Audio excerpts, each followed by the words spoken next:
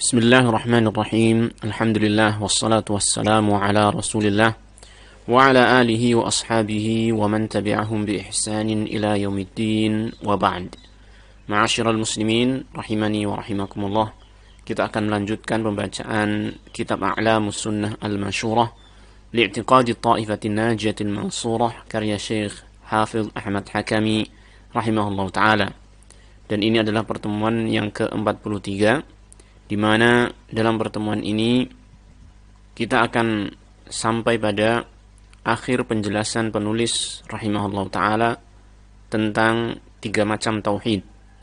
Tentang tiga macam tauhid atau macam-macam tauhid yang telah beliau sebutkan, yaitu beliau akan menjelaskan kepada kita tentang hubungan antara tauhid atau macam-macam tauhid tersebut.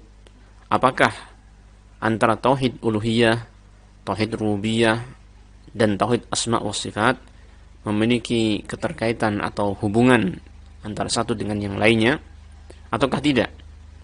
Maka di sini beliau mengatakan dalam pertanyaannya, hal jami'u anwa'it tauhidi mutalazimatun fayunafiha kullaha ma yunafi naw'an minha.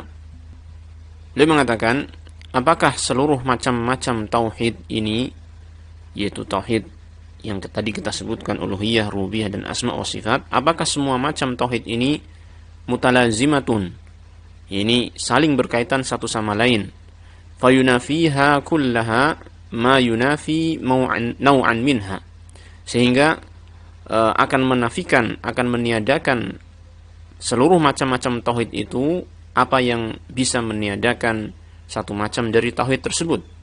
Yani maksudnya apabila ada sesuatu perbuatan atau ucapan atau keyakinan yang bertentangan dengan salah satu dari tiga macam tauhid ini, apakah dia secara otomatis akan bertentangan dengan dua macam tauhid yang lainnya ataukah tidak? Taib. Kemudian beliau memberikan jawaban kepada kita terhadap pertanyaan yang beliau sampaikan tadi dengan mengatakan, na'am, hiya mutalazimatun. Benar, dia, yaitu macam-macam tauhid tersebut, mutalazimatun, saling berkaitan satu sama lain. Faman asyraka fi naw'in minha fahuwa musyrikun fil baqiyati. Maka barang siapa yang berbuat syirik pada satu macam dari tiga macam tauhid tersebut, maka berarti dia telah berbuat syirik pada pada macam tauhid yang lainnya. Artinya, tatkala seseorang itu berbuat syirik misalnya dalam tauhid uluhiyah, maka berarti ada kesyirikan yang dia lakukan juga di dalam hal rububiyah dan asma was sifat. Taib.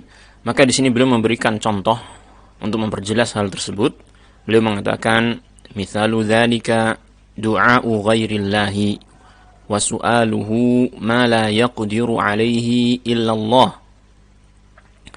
Beliau mengatakan contohnya adalah berdoa kepada selain Allah dan meminta kepadanya, yaitu kepada selain Allah, sesuatu yang tidak mampu melakukannya kecuali hanya Allah Ta'ala saja. Maksudnya tidak mampu untuk memberikan jawaban ataupun ijabah atas doa dan permintaannya tadi kecuali hanya Allah Ta'ala saja. Maka ini adalah perbuatan yang merupakan syirik di dalam hal uluhiyah, di mana dia mengarahkan perbuatan ibadah dia, yaitu doa, yang seharusnya dia tujukan hanya kepada Allah Ta'ala saja, malah dia arahkan kepada selain Allah Ta'ala. Dan ini merupakan syirik dalam hal uluhiyah, yang dia termasuk syirik yang besar, karena dia berdoa kepada selain Allah Ta'ala atau meminta kepada selain Allah Ta'ala sesuatu yang sesungguhnya hanya mampu dilakukan oleh Allah Ta'ala saja.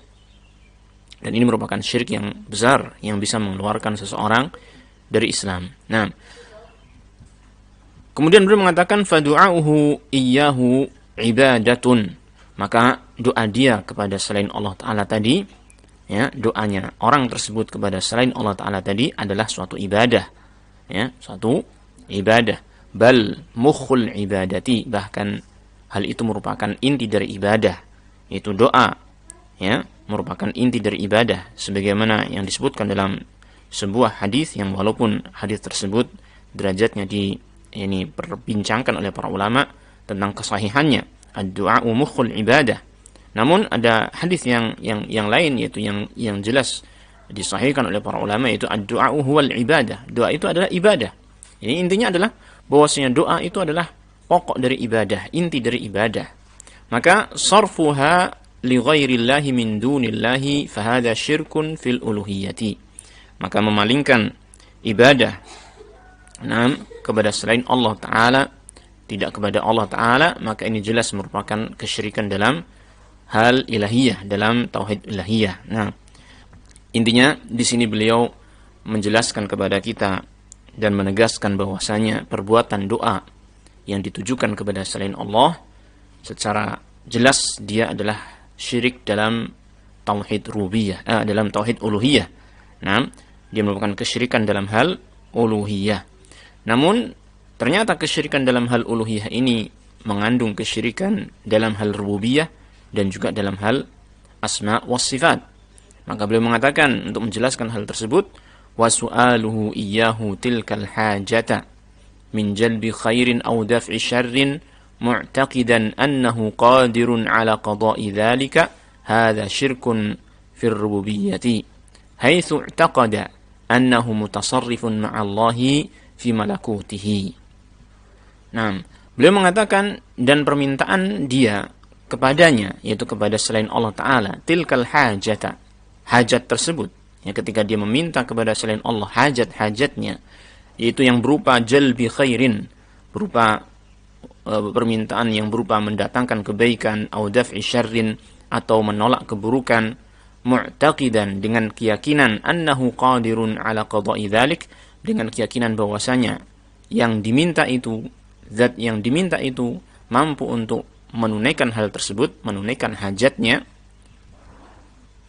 Hadza syirkun fir rububiyyati, maka ini adalah syirik di dalam hal rububiyah. Nah, orang yang meminta kepada sesuatu, ya, kepada sesuatu selain Allah Ta'ala, dia minta hajat kepadanya, ya, untuk mendatangkan kebaikan atau menolak madarat, menolak keburukan, maka tentu saja dia pasti memiliki keyakinan bahwasanya yang diminta itu mampu untuk menunaikan hajat tersebut, ya kan? Maka tidak mungkin ya seseorang yang berdoa kepada sesuatu, meminta sesuatu, tapi dia tidak berkeyakinan untuk tidak berkeyakinan bahwasanya sesuatu itu bisa memberikan atau menunaikan hajatnya. Karena ini merupakan suatu hal yang aneh, gitu kan? Dia nggak yakin kalau dia mampu memberikan sesuatu, kok dia minta kepadanya. Ya. Tatkala seseorang itu meminta sesuatu hajat kepada selain Allah Ta'ala, maka hal itu menunjukkan kalau dia itu ada keyakinan bahwasanya sesuatu selain Allah Ta'ala itu mampu memberikan hajat kepada dia. Dan ini tentu saja merupakan syirik dalam hal rububiyah. Kenapa? Haitsu taqada, karena dia meyakini annahu mutasarrifun ma'allahi fi malakutihi, bahwasanya dia, yaitu yang diminta tersebut, dia memberi mutasarrif, memiliki tasarruf, yaitu memiliki pengaturan bersama dengan Allah Ta'ala fi malakutihi, di dalam kerajaan Allah Subhanahu wa Ta'ala. yakni berarti dia meyakini ada selain Allah Ta'ala yang juga ikut mengatur alam semesta ini, yang mengatur kebaikan dan keburukan, yang memberikan kebaikan dan keburukan selain Allah Tabaraka wa Ta'ala. Maka jelas ini merupakan syirik dalam hal rububiyah. Lihatlah, ini penjelasan yang sangat-sangat gamblang oleh penulis, yang menunjukkan bahwasanya syirik dalam hal uluhiyah ya mengandung kesyirikan juga di dalam hal rububiyah. Nah, kemudian bagaimana hubungannya dengan asma wa sifat?